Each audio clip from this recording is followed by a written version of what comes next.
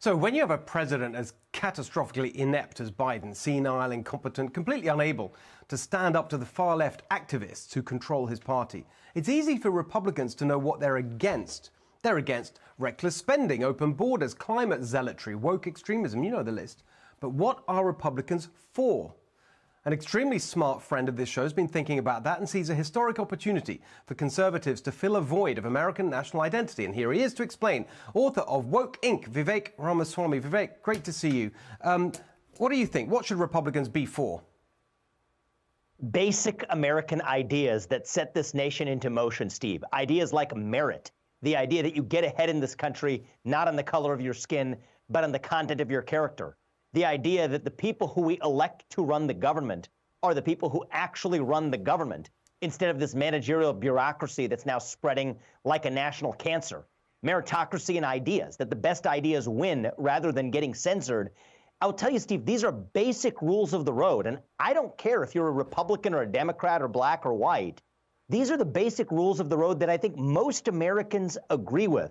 And I just don't want to see the GOP squander this historic opportunity to fill this national void, this black hole of American identity, where people my age and younger can't answer the question of what it means to be American.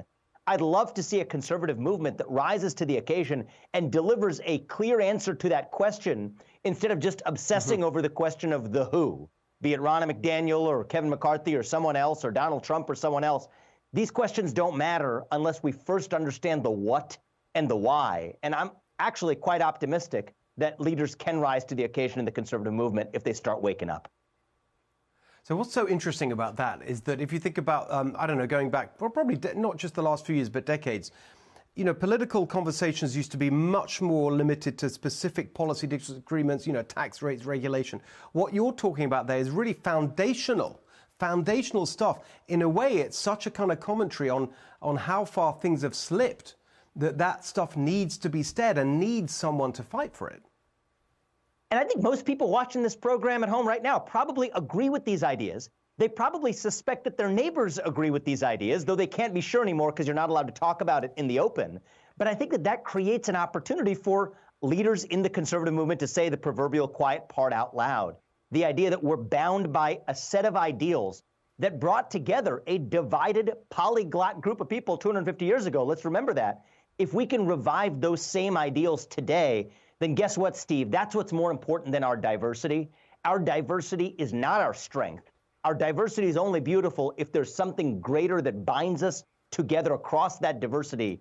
And in my mind, as a first-generation American, it's basic ideas like merit, free speech, democratic self-integrity, equality of civic equality amongst Americans. That's what we need to revive.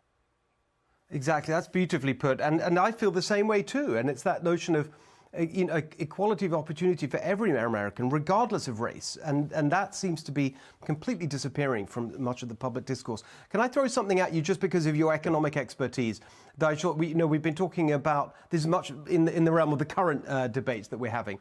We had job numbers on Friday. A lot of touting of the fact that over 500,000 Americans got jobs. That's fantastic. We're pleased to see that. However, we're still in this situation where the labor participation rate in America is at an almost 50-year low. What is going on with our job market, Vivek?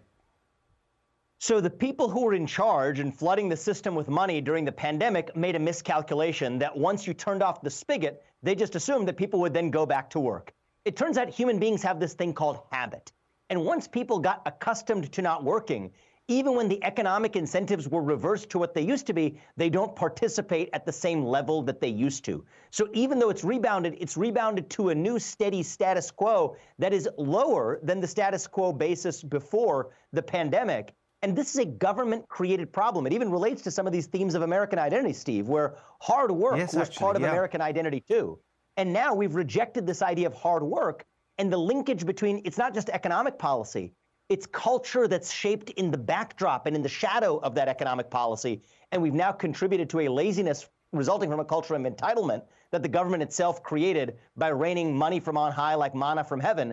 Even when it stops raining, that doesn't mean the population's ready to go back to work. If anything, they've become greater and more accustomed to laziness. And that's the sad state of reality today in the labor force. Yeah, that brilliantly put. And by the way, it connects also to the debt conversation, which I'll be talking about later in the show. Vivek, thank you. Amen. That was fantastic. Great to see you. Hey, Sean Hannity here. Hey, click here to subscribe to Fox News YouTube page and catch our hottest interviews and most compelling analysis. You will not get it anywhere else.